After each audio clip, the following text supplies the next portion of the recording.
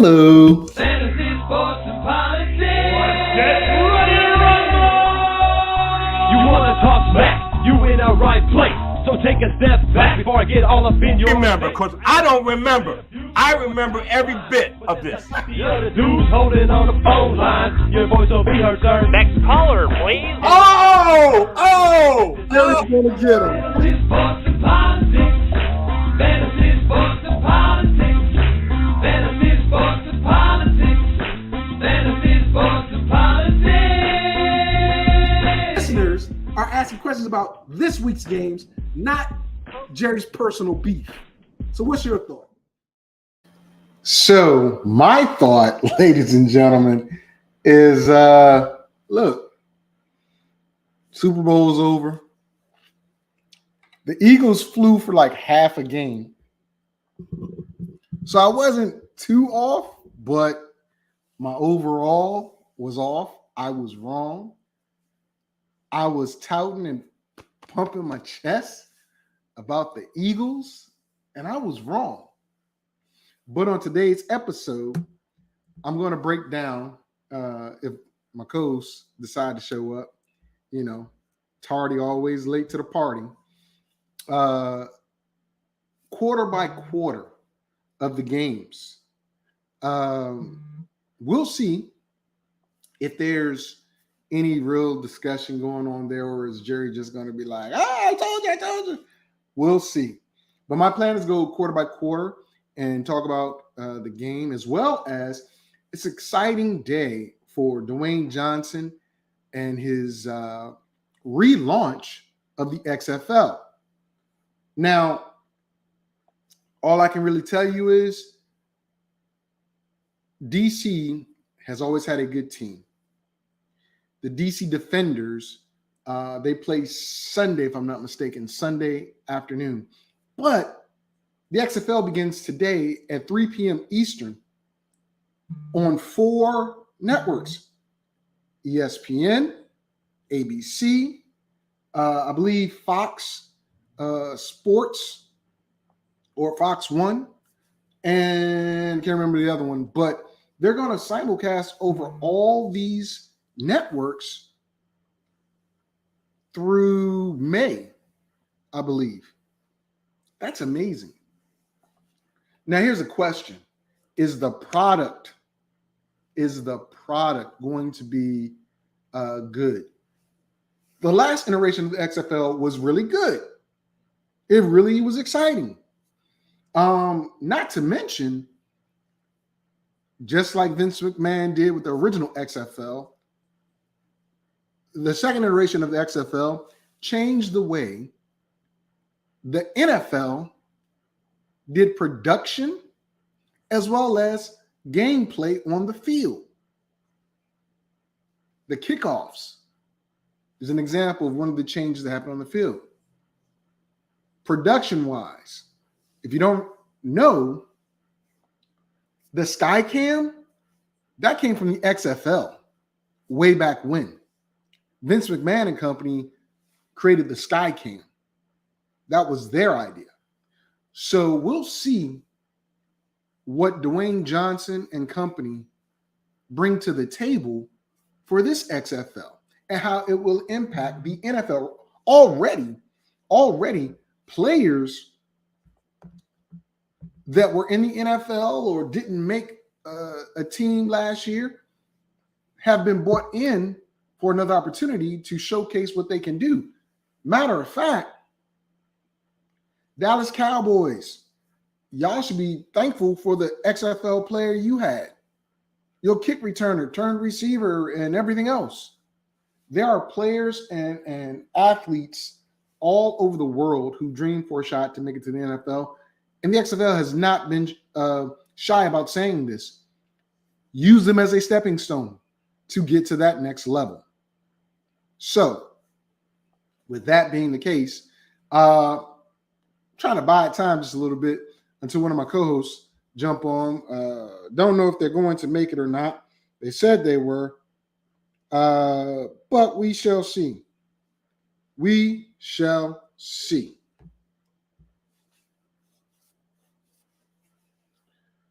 But with that being said,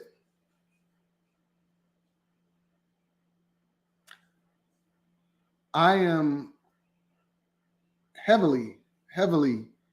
Oh, it's FX. The extra channel that XFL's going on is FX. But I'm heavily involved in the college basketball scene right now. There are so many teams from the past, I'm talking about in the 80s, that are becoming somewhat of a power again with gameplay. Whereas you can look at Indiana, for example, Purdue. Really, Purdue was never a big powerhouse, but they got a 7'2", 7'3" player that keeps them in the top 5. And you can't really stop this kid because he can move. Now, his knees, I don't know how that's going to last in the pros, but right now, he's pretty good. Indiana, Iowa State. These teams used to be, Midwest teams from the past are becoming big teams currently. I don't know what to make of it other than the talent pool has been spread all over. It's been spread all over. And when we're looking at how we can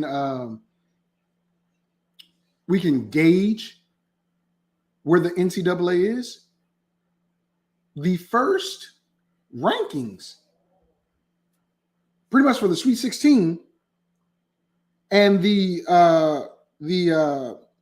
March Madness was released earlier. I'm about to pull it up now. So if you give me a second, my coach is supposed to be here and he's supposed to be helping me out with this, but obviously he's not here yet, or I don't know if he's coming or not.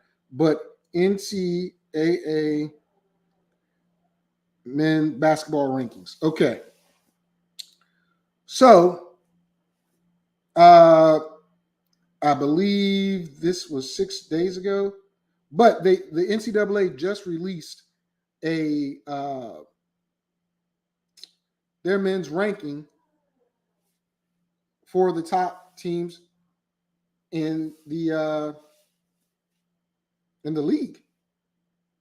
I shouldn't say league, but in the college basketball.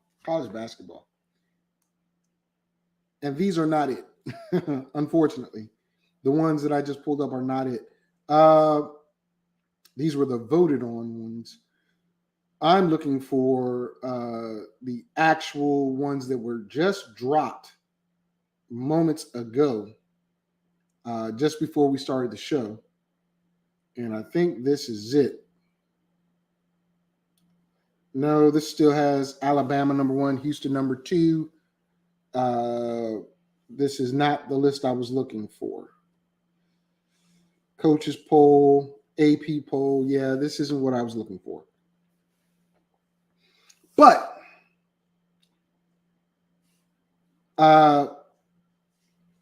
a team like Alabama, a team like Houston. Listen, was it Fly Slamma Jamma? The Cougars? That was the last time the Houston Cougars were literally relevant in college basketball. Think about that. Clyde Drexler and company. Now Houston, University of Houston is the number 2 team in the country. Oh my, it is. Okay. I know my coach ain't gonna want to talk about this, so I'll bring him on in a second. But Purdue, number 3, UCLA, Bill Walton. No, I'm not gonna go Bill Walton. The O'Bannon brothers. Do you remember the O'Bannon brothers? That's when UCLA was in the top 5. They're in the top 5 again. Kansas stays in the top 5, right? So no big woo. Texas. When's the last time Texas was in the top 10? UVA, University of Virginia. All these teams are in your top 25. And the rankings, I was just going to pull it up, but it is what it is. It is what it is. They've got Houston, Alabama, Kansas. I just had it. Jeez, Mo Christmas. Houston, Alabama, Kansas, Purdue, UCLA, Baylor, Texas, Virginia, Arizona, Gonzaga, Marquette. Marquette. Think about this. Last time Marquette, if I'm not mistaken, was in the top 10, Georgetown was relevant. Dwayne Wade was playing. That's a long time ago. So as I said, some of these teams are coming back from the past to do some good work now. Let me bring in my co-host and see what he's got. You got a mark on his forehead like he got hit in the head or something. You okay? I'm now. Okay. It looked like you got stitches or something. You got 5 stitches. Yeah. See? What did you do? Did you fall? No, I had a fight with a wall, and the wall won. Oh, your wife went talking that trash about my wife. So she said, don't be talking trash about big wife. But you okay though, for real? I'm fine. I'm probably gonna have to leave. I'm probably gonna have to leave around 2 because I have to. More than likely, I may be getting these out because I have to get a follow up. So I gotta.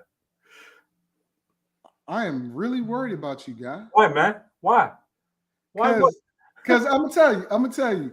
Why over the past like 3 or 4 weeks, you come on and there's been some type of issue, and I'm worried about your health. And now you come up with stitches. Let me put it to this way: the guy I work with is also worried about me. See? Yeah. So I ain't the only one. Yeah, I know.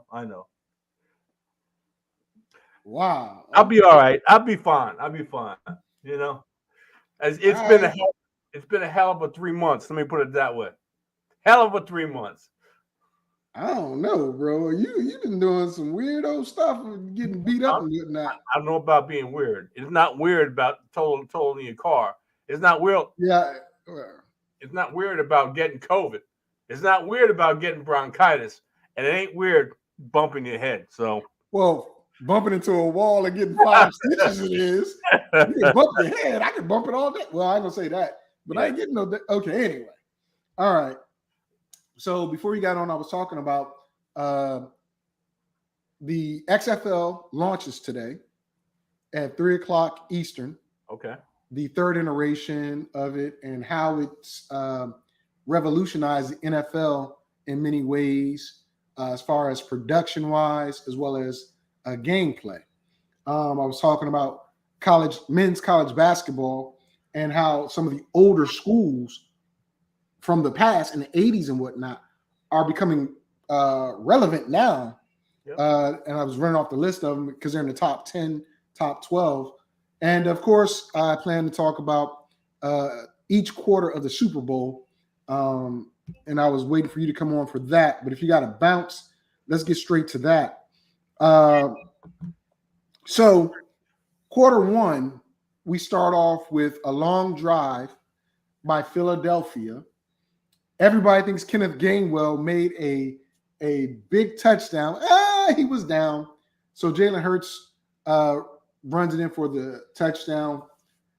Kansas City answers with a drive of their own with a Travis Kelce touchdown to leave the quarter 7-7. Now, in the Super Bowl, Kansas City did something that I didn't think they would do, which was defer. Excuse me. We're not going there. Or you'll have another accident.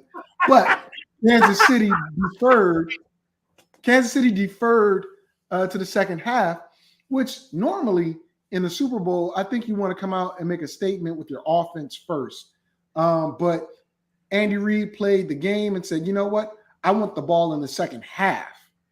And ended up being the best move that he made, in my opinion, because Philadelphia is not a very good second half team. All year, they have not been a very good second half team.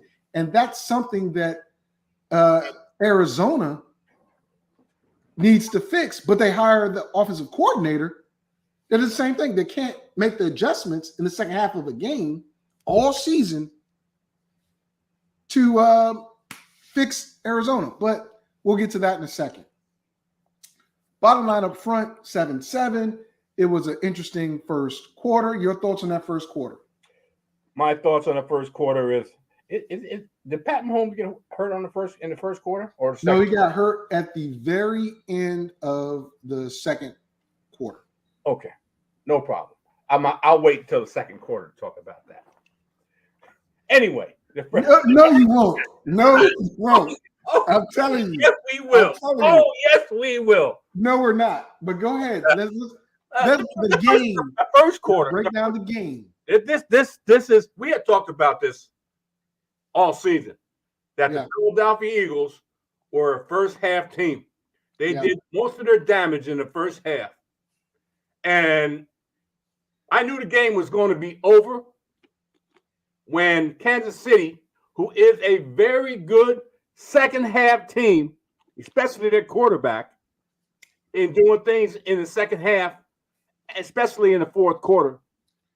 But we're talking about the first quarter, Jerry. Let's talk about the first quarter. Wait a minute. Let's not get to the fourth quarter yet. I understand that. But what I'm saying is before the game started,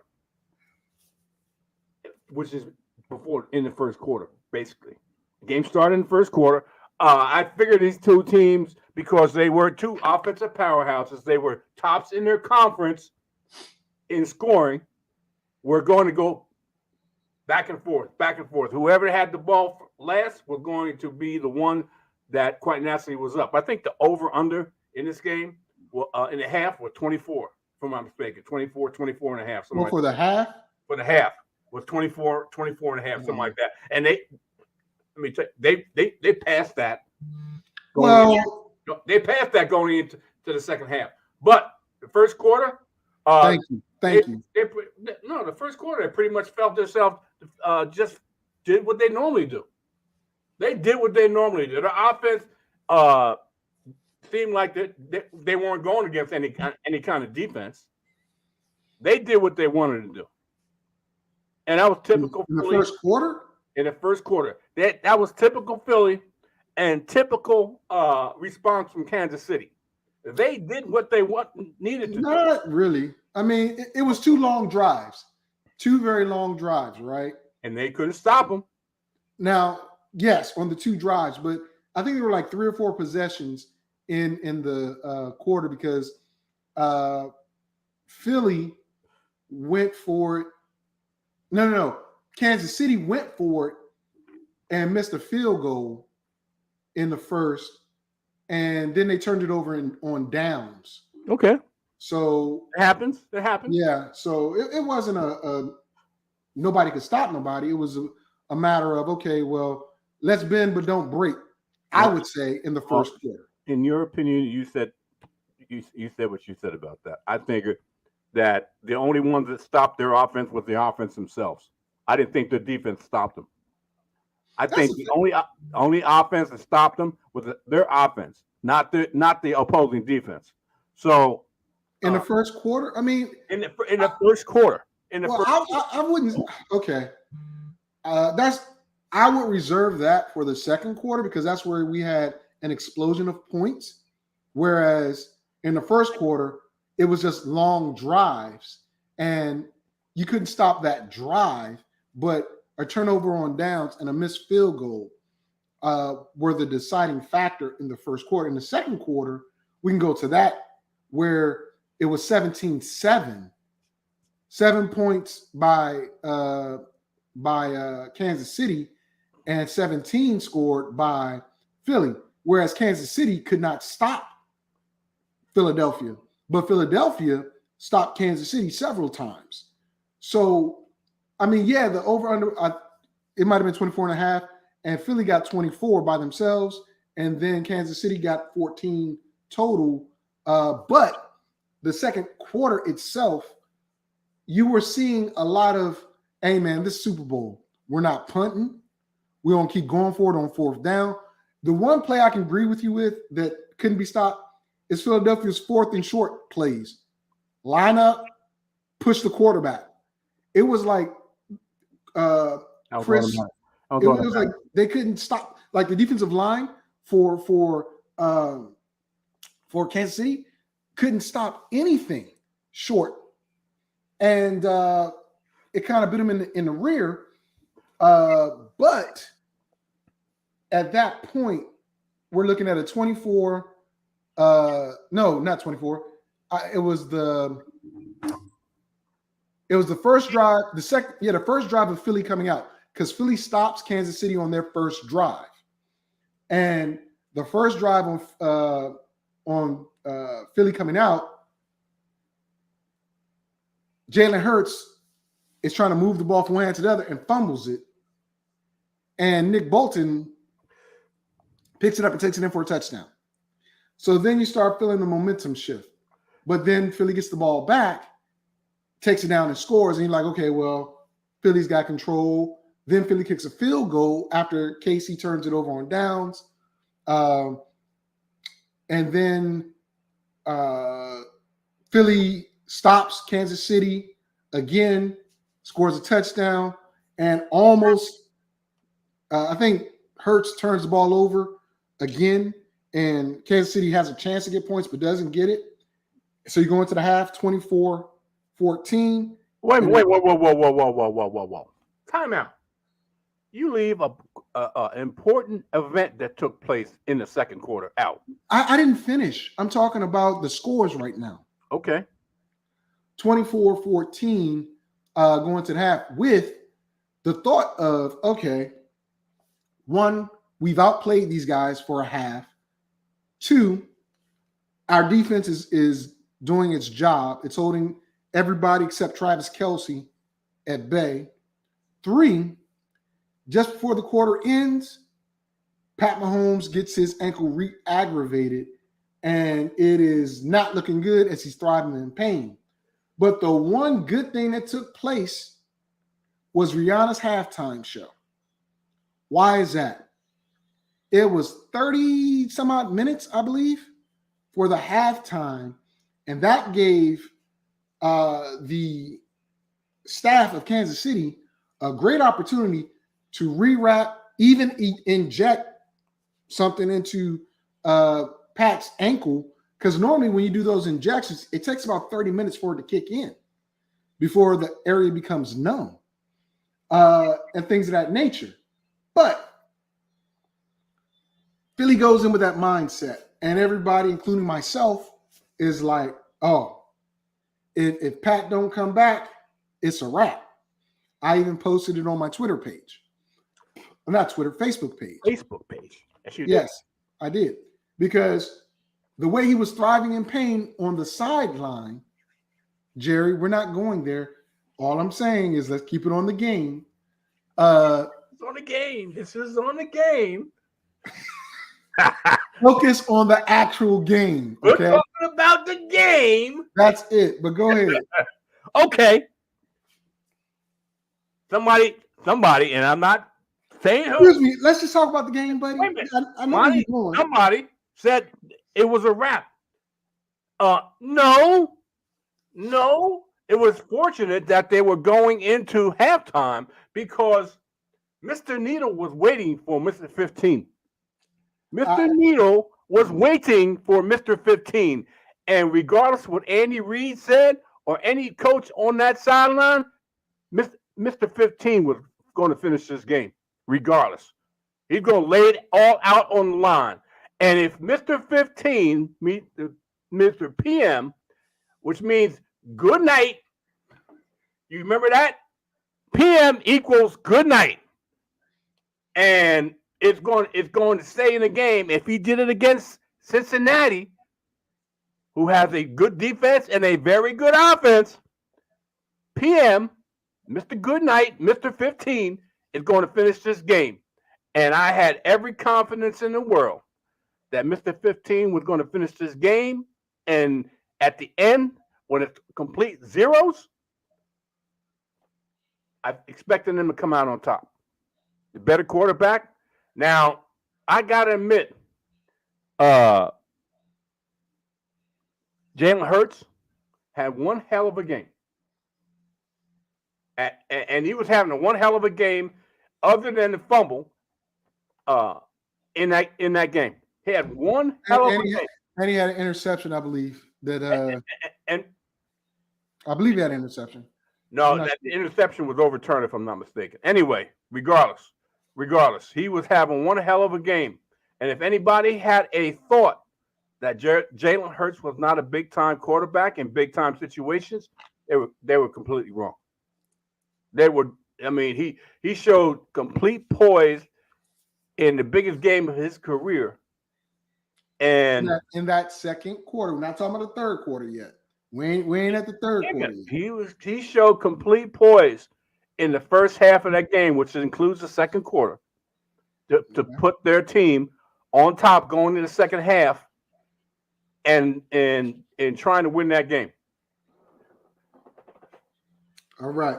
So again, going into halftime, Philly had everything. It was looking great. And then we come out in the third quarter. All of a sudden, Kansas City defense stands up because Kansas City offense gets the ball, goes downfield, and scores a touchdown. Now it's 21-24. And it's looking like, okay, all right, okay. Kansas City gets a stop. And you start to see some of the chinks in the armor in Philly's offense. Whereas, yes, Smith had over 100 yards receiving. A.J. Brown was targeted and used well. Dallas Goedert had a spectacular catch on the sideline. And some more. They convert on some fourth downs, but they only get 3 points out of the quarter. So now it's 27-21 going into the fourth quarter. But the momentum started to shift in that third quarter.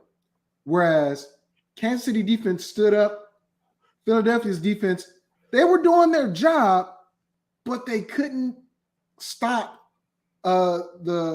they couldn't change momentum back to Philly after Kansas City came out and scored on that opening drive. The problem is the first team to punt, I believe, was Philadelphia. I don't think because Kansas City did not punt the ball in the second half. They scored on every drive they had in the second half. So when I look at it and say, oh my gosh, Philly had the ball for the majority of the first half, the majority of the third quarter, only got 3 points in the third quarter, and now Kansas City has shrunk the lead to a 6-point lead. Not to mention, Harrison Buckner missed the field goal in the first quarter, which could have made it a 3-point lead just for Philly if that would have scored. And I believe he missed an extra point. He just missed the field goal, which okay. I questioned Andy Reid on doing that. I thought he should have gone for it because he was on Philly's side of the ball, Philly's side of the field, and it was a 4th and 3. So he decided to go for a field goal. I thought it was going to hurt him later in the game, but he decided to go for a field goal versus trying to go for it. I mean, he had the offense, and the offense was moving the football, and all of a sudden he just put a halt to it. That's why I was saying I thought the offenses stopped themselves, much less the defenses stopped the offense.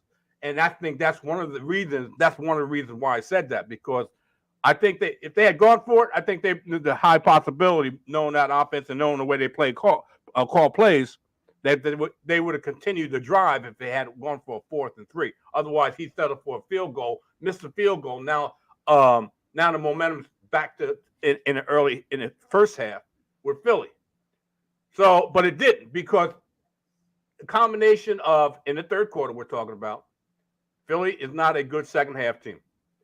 Kansas City is vice versa. They're a very good second half team. And we talked about this last week. I talked about, I think, that Kansas City's defense is underrated, in my opinion. They were underrated. And their adjustments from the first half to the second half, proved that. They made the type of adjustments. The defensive coordinator, Steve Spagnuolo, made the adjustments to offset what Philly wanted to do on offense. And he blitzed way more in the second half than he did totally in the first half.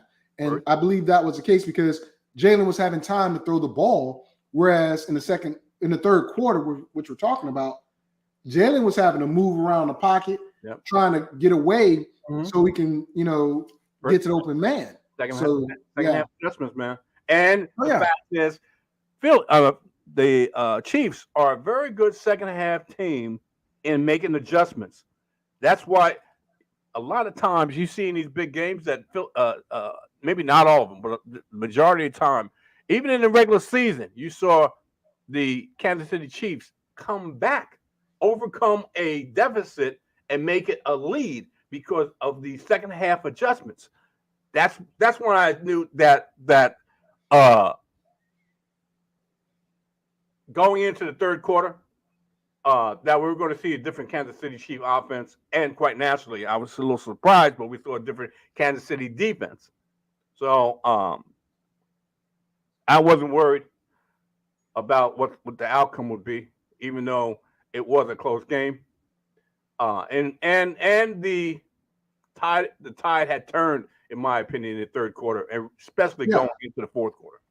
Yeah, I mean, in the fourth quarter, we're thinking,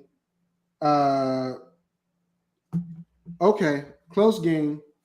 Defenses are playing better for KC. Philly can't move the ball quite as well. If you don't stop, Philly can't move the ball quite as well. And Pat Mahomes obviously was not feeling the effects of that bad ankle anymore. There was an explosion of offense. I know. There was an explosion of offense from Kansas City in the fourth quarter. They completely pulled away from Philadelphia to begin that fourth quarter, scoring 17 points to Philly's 8 points. Now, the game got close towards the end where it was 35-35. And basically it came down to the last drive of the game again. And again, Mahomes scrambles to make a big play with his feet. And again, sets up a game-winning field goal. Now, a call that, listen, I'm not a Philadelphia fan. I'm not on the side of I am on the side of it shouldn't have been called because of the gameplay for the entire Super Bowl. It was handsy the entire Super Bowl. But Philadelphia apparently stops Kansas City on a 4th and 2, 4th and 3 after an incomplete pass that Pat Mahomes threw out of the end zone. But there's a pass interference call, which later gets changed to a holding call. He wasn't holding him like that. It wasn't like that, Jerry. But the refs call it. Kansas City drains a minute and 20-something seconds off the clock, kicks the field goal and leaves Philadelphia 8 seconds to try to find a way, and no timeouts, to try to find a way to get down in field goal range. Now, I don't know if Jalen got hit on this Hail Mary, but that thing didn't even go 30 yards. Yeah, he got hit. But to me, and we're talking about the fourth quarter and now the whole game, to me, it showed that the offensive coordinator for Philadelphia could not find a way to adjust to Kansas City was blitzing on third down. They were not blitzing first. They were not blitzing second. They would blitz with a corner or somebody on third down. And for me, I don't know why the offensive coordinator for Philadelphia didn't adjust to that.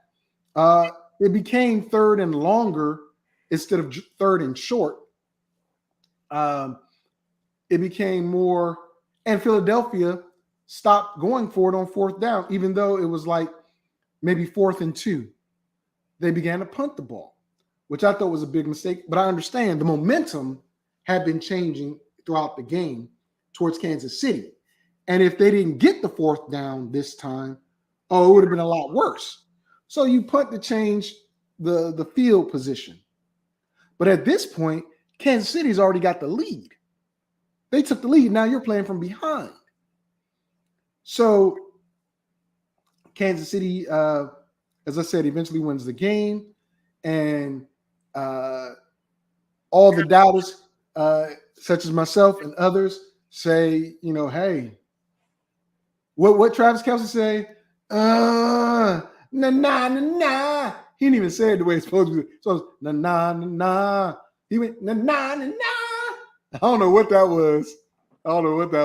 And Kansas City wins that championship. Somebody made a class move and not text the other. I told you so.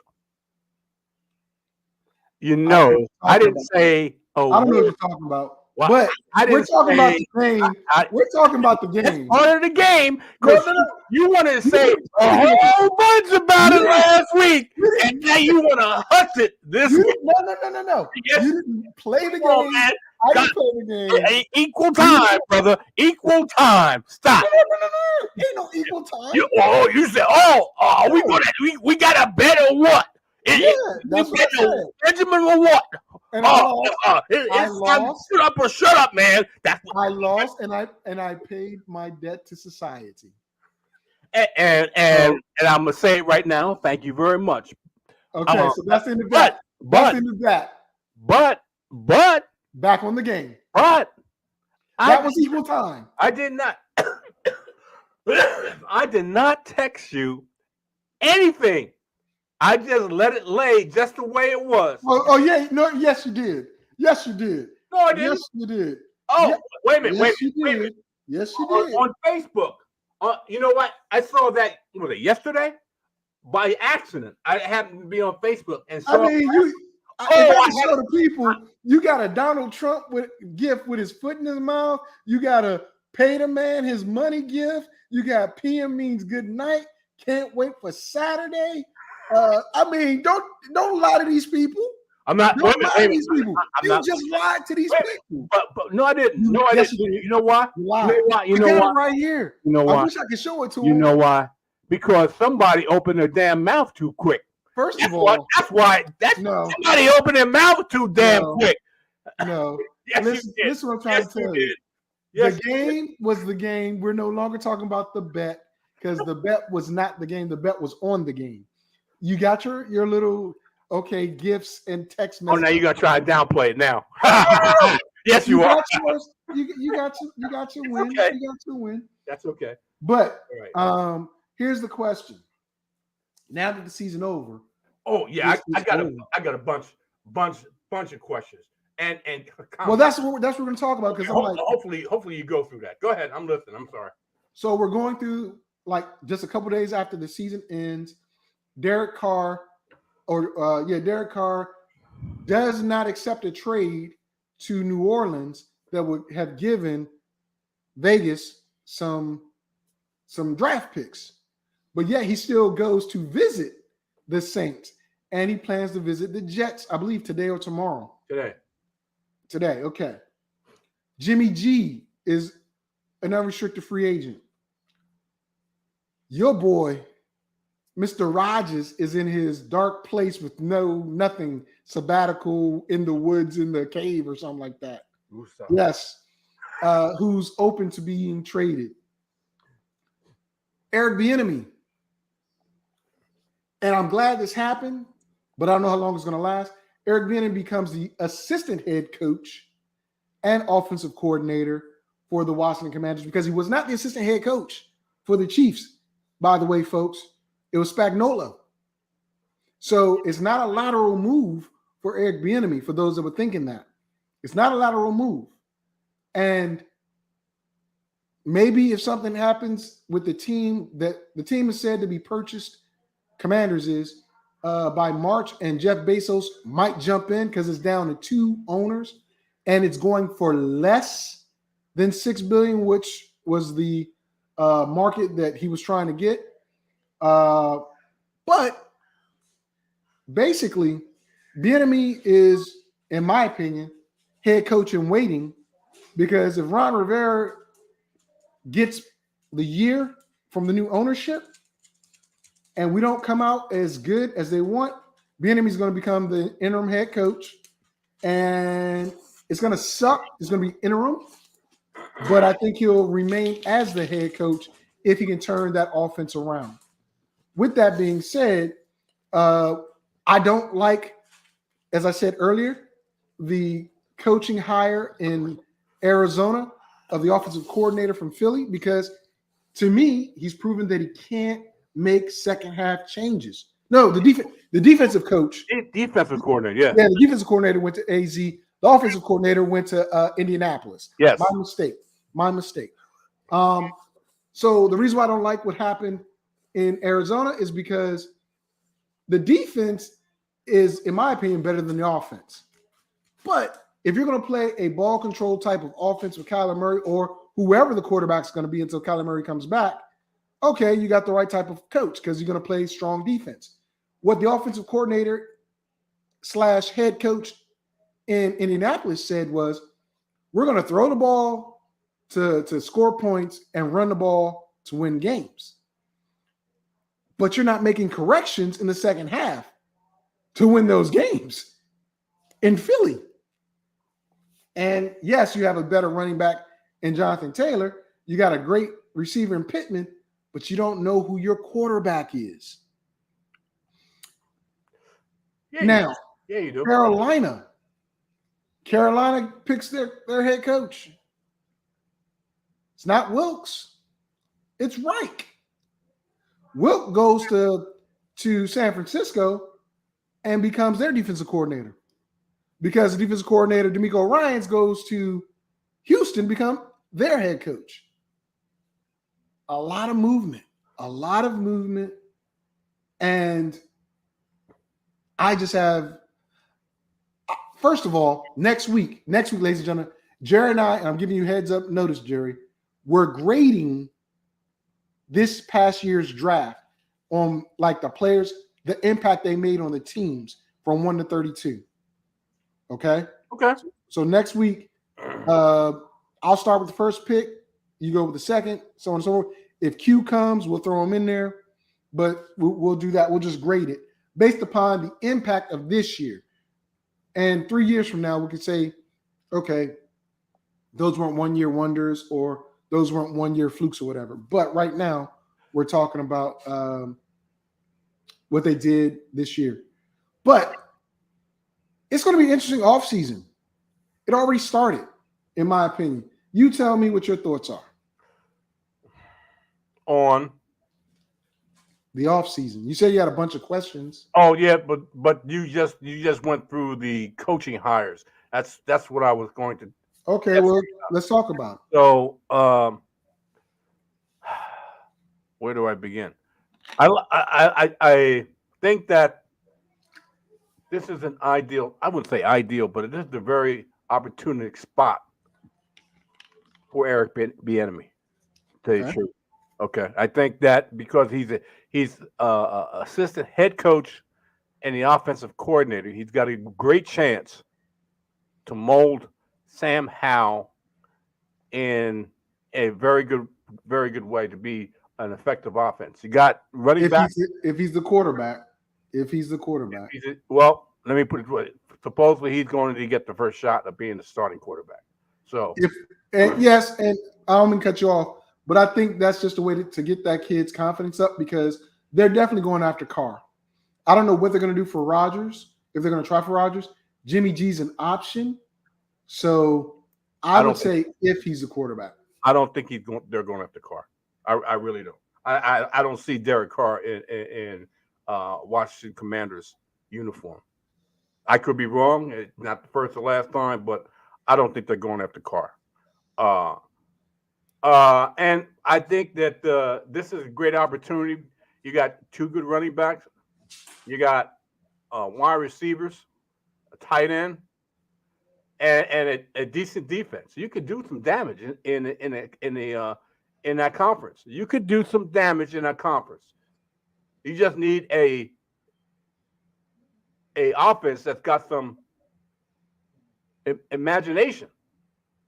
You need an offense that got some imagination, not run 3 times in a cloud of dust and then throw when you or 2 times in a cloud of dust and throw it when you down when you need some yardage for first down. You got to have some imagination. Look what, and regardless of what it's been said that Eric Bieniemy wasn't calling the plays. Now he was the offensive coordinator. I didn't say he called all the plays, but he called plays for that offense. And he did it for a number of years. You can't discount the guy just because it's Pat Mahomes and it's Kansas City Chiefs and Andy Reid. Okay, Andy Reid said Eric Bieniemy called the plays. I got to believe that. Now, does Andy Reid intercede at times? I got to believe that too. Okay, he's the head coach. What head coach doesn't intercede in the offense and say, I don't want this play, call this one, and see what happens. The other 2 coaches, man, Philly loses the offensive and defensive coordinator to 2 teams that struggled on offense. I don't know, man. The offensive coordinator going to Indianapolis. They need a quarterback. Where are they going to get a quarterback? More likely, they got their quarterback already targeted going into the 2023 draft. They got him targeted. They're going to probably move up to Chicago to get the first draft so they can make sure they get the quarterback that they want. But is there a quarterback? Listen, I like Stroud. I like oh my God, CJ Stroud, and what's the other kid? Thomas. Is it Thomas? No, it's I forget the other kid's name, but I don't like Lovitz. I don't like Lovitz. Bryce Young. Thank you, Bryce Young from Ohio State. I like Young. I like Stroud, but I don't like Lovitz that much because people seem to like Levis too. I don't think they're going after Levis. Well, that's what I'm saying. I don't think they're going after Levis. I think it's either Bryce Young or CJ Stroud. One of them they got targeted, but they want to move up to make sure they get who they want. That's why I don't think they move up to get either one of those. Just my opinion. I think they're going after Jimmy G, or they're going to go after Carr at some point. And if Aaron Rodgers entertains it, maybe that. If I'm Aaron Rodgers, I would go to the AFC South. You know why? Because it's full of bad teams. And right now, the best team is Jacksonville. You don't know what's going to happen with Tannehill in Tennessee, and Malik Willis does not look like he's ready to take over for Tannehill. He might improve. Indy doesn't have a quarterback, and who else is in the South? Oh, Houston. Who knows what they're going to do with Mills, or if they're going to go after another quarterback? That's why I'm saying the Bears pick first, Houston picks second.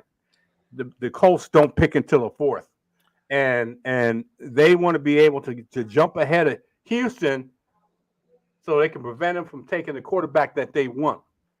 No, I get it, but I wouldn't, not for one of those guys. So we know Chicago is not going to get a quarterback. We know that, right? Or we believe that. That's what we believe. Yeah, I hear you. Because they can trade them now and get a king's ransom for him and that first overall pick. That's what I'm thinking. If they do decide to trade their quarterback. With that being said, I'm not a big fan of Chicago coming out as well. Dave, from our league and my longtime friend, he says they need to drop down and get the defensive tackle out of Georgia. I'm like, okay, yeah. I've never seen a defensive tackle taken number 1 overall, right? But how far do you drop down when people have him listed as probably the best athlete in the draft? You see what I'm saying? I understand. I hear what you're saying. So, but go ahead with your analysis. I'm sorry, I cut you off and went on a tangent. I apologize. Well, like I said, you got whoever is in I forget his name, but the offensive coordinator for Indianapolis. You got the defensive coordinator in Arizona from the Eagles, and then you got Eric Bieniemy, along with the other ones that have been hired. Man, the big unknown here is this: you got a quarterback who's had some questionable things about him in Arizona. Who's not going to play? He's not going to play. And well, let me finish. That's not going to play until I don't say well into the 2023 season, but into the 2020 season. He's not going to start the season starting. So one of the backups, Colt McCoy or whoever, is going to be the starting quarterback with a new head coach. How well is that new head coach going to get along? And new head coach has to get along, or head coach has to get along, with the starting quarterback. And this is the defensive-minded coach, meaning most of the time a defensive-minded coach, and we talked about this before, is on the conservative side for the offense, trying to keep the game close, depend on your defense and your running game, and not put the ball in harm's way passing the football. How is that going to meld with, and I'm going to say it, you may not like it, a diva quarterback in Arizona, which is probably going to lose more than likely either Marquise Brown or DeAndre Hopkins is not going to be on this team going into the 2023 season. And there's a lot of question marks on the offense. That's all the more the case for being a conservative offense with a lot of question marks. Both these rookie coaches got their hands full, meaning one in Indianapolis, one in Arizona, got their hands full. And owners that want instant results. Owners that want instant results and not necessarily going to get them because they're basically in a rebuild. Even though they don't want to say it, they're in a rebuild. And how's that rebuild going to pan out with 2 new head coaches with a dysfunctional offenses on both sides and a questionable defense in Arizona? It's going to be interesting, man. I mean, me, you got Eric Bieniemy, who could have been a head coach at either one of these places. Should have been a head coach in either one of these places. Then you got unknown offensive coordinator, unknown defensive coordinator as head coaches. How long have they done it? What, a year? 2 years? About 2-3 years. Yeah. Eric Bieniemy has been in a prolific offense that won 5 straight AFC conferences. 5. Or been in conference championships 5 straight times. Won 2 of the 3 Super Bowls they've been in the last, 5 years? Come on, man. Hello.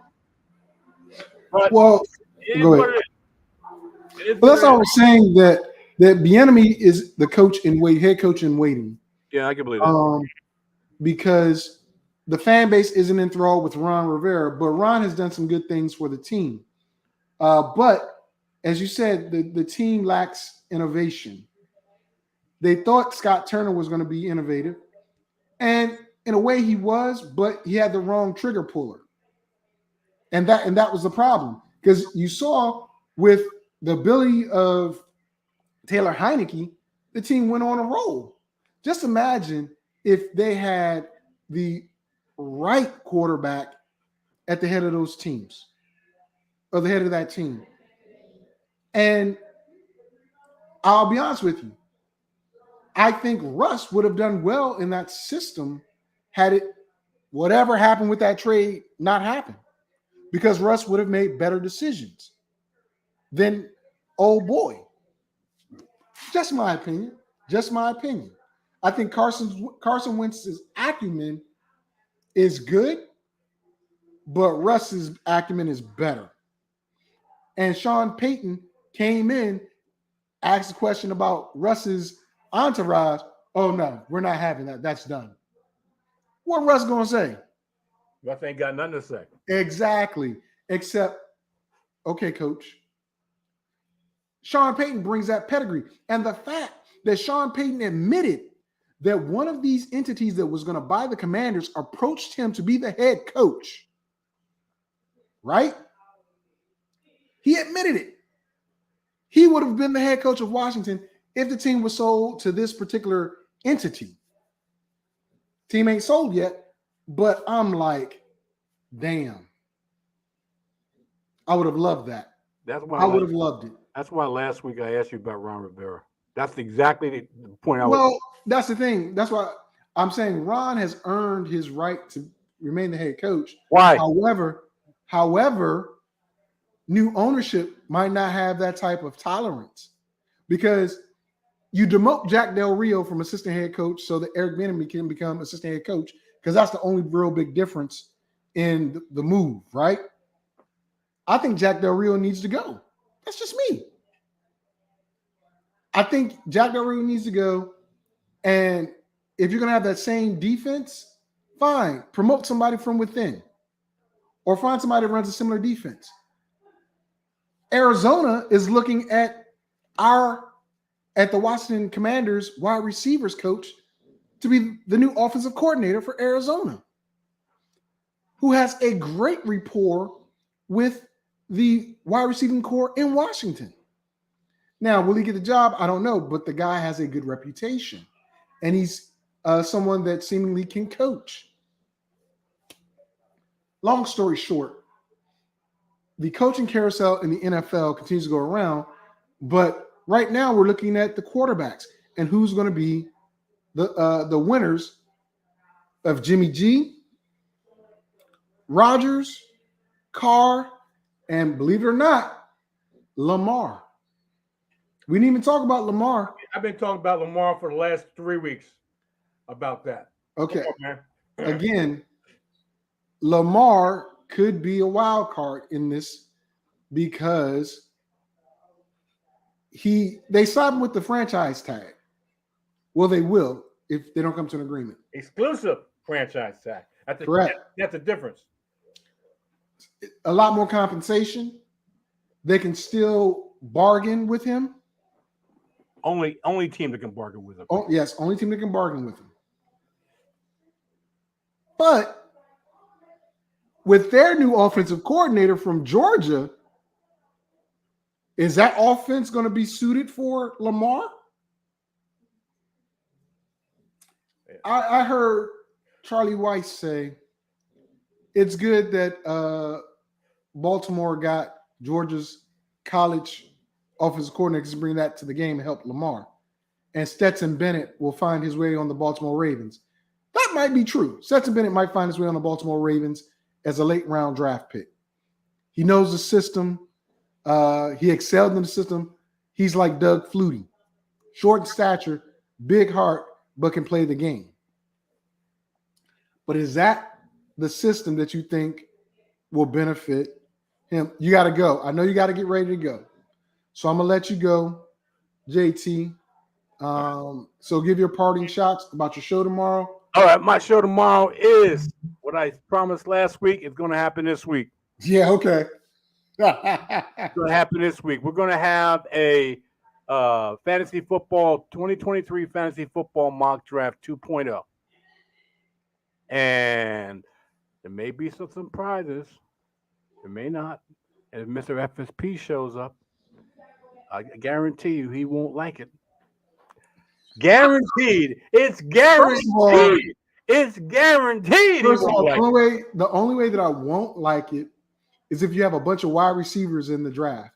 I agree with you that CMC is probably the number 1 overall pick. Okay. Or Austin Eckler. Okay. That's my thoughts. Okay. Guaranteed, people. Every mock draft that I've done, Mr. FSP has disagreed with. Every one. Every one. I've not disagreed. I disagree with some of the players. Look, every mock draft I have done, and Mr. FSP has been along for the ride, he has disagreed with my mock draft. Regardless if it's 1 or 2 players or it's no players. We're not going to agree on every player. But go ahead. Look, I just made bumped your head again. I made a blanket statement, and it's a correct statement. You have disagreed with my mock draft every time I have come out with it, and you've been a part of it. Okay? So 10 a.m. Eastern Standard Time, people. I'll be here doing the Jerry Taylor Presents the Master Plan on YouTube with my mock draft. Like I said, you should use your background while you're doing this show so people can see your background. I tried to put that in there. It didn't for some reason it didn't show up, but maybe I did it wrong. Whatever. Anyway, well, I'll have it next tomorrow, 10 a.m. We know you'll have it tomorrow. Yeah. All right, ladies and gentlemen. Well, that's going to end our show. I don't want to talk to myself for the next 20, 30 minutes about the XFL. I do that all the time when you're not on my show. But I mean, if you can't handle it by yourself, no problem. See, why you got those shades? That's why you got stitches in your head now. Talking that smack to the wall. The wall decided to smack you back. Thank you. Thank you. Ladies and gentlemen, we appreciate you watching the show. I can't say anything. Exactly. By the way, last thing. If the Raiders are having a home game, when we go there, I think Q gonna want to go to that game. We're gonna have to get some tickets, bro. We're gonna have to get some tickets. Them tickets cost crazy amount of money, man. Well, now that the stadium's not new. No. That still costs some crazy amount of money. I've checked tickets out for a few stadiums. And Las Vegas, crazy amount of money. Not for general admission. Crazy amount. Okay. You believe what you want to believe. I'm just letting you know ahead of time. Now, if I'm wrong, I'm wrong. But that would be a perfect place for us to go to watch the game or games if we go. So I'll see what Q wants to do. We'll find out. But if he goes to the game, I'm going to go. Okay. You can pay $600, $500. I'm not paying that much. Trust me. You know I ain't going to pay that much. You know I ain't going to pay that much. Okay. No problem. But I'm forewarning you, okay? We'll see. It's Las Vegas, baby. You're going to pay up the kazoo. It's Las Vegas. Okay, calm yourself. It's Las Vegas, man. Ladies and gentlemen, thank y'all for watching us and tuning in with us. Peace! You've been listening to Fantasy, sports, and politics. Get ready to rumble! You want to talk smack? You in the right place. So take a step back before I get all up in your Remember, because I don't remember.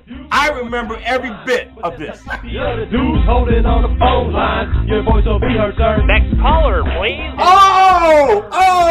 Jerry's gonna get him. Fantasy, sports, and politics.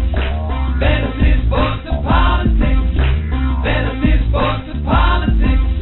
Fantasy, sports, and politics. Listeners are asking questions about this week's games, not Jerry's personal beef. So what's your thought?